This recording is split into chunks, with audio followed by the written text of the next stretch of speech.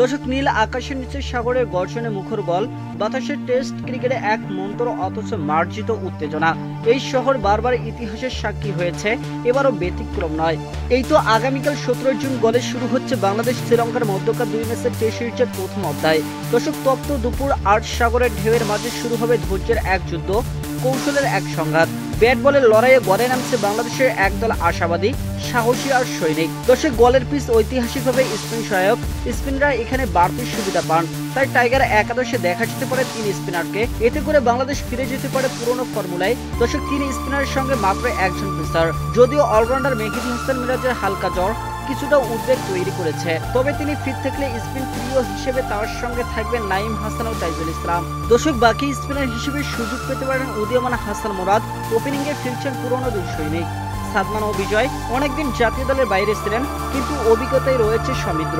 দর্শক, তাদের ব্যাটিংয়ে যদি ভালো শুরু পাওয়া যায় তাহলে মিডল অর্ডারের ভার কমবে অনেকটাই। আর সেই মিডল অর্ডারে একদিকে শান্তর কৌশল, অন্যদিকে মুমিনুলের অস্থিরতা।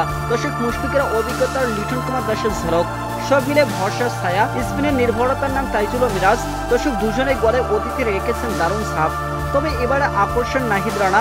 দর্শক, এই তরুণ পেসার ঘরোয়া ক্রিকেটে গতির ঝড় তুলেছেন। তাদের অভিজ্ঞতার রানার গতি। দর্শক, এই 3 পেসারের উপর ভর করে গলে প্রতিপক্ষকে চাপে রাখার পরিকল্পনা। আগামীকালকের ম্যাচের জন্য বাংলাদেশের সম্ভাব্য একাদশ। দর্শক, সাদমান ইসলাম, ইনামুল হক, বিজয়, নাজমুল হোসেন শান্ত অধিনায়ক, Mominul Haque, Mushfiqur Rahim, Litton Kumar Das wicket keeper batter, Mehidy Hasan Miraz সহ অধিনায়ক, তাইজুল ইসলাম, ইবাদত হোসেন, খালেদ আহমেদ।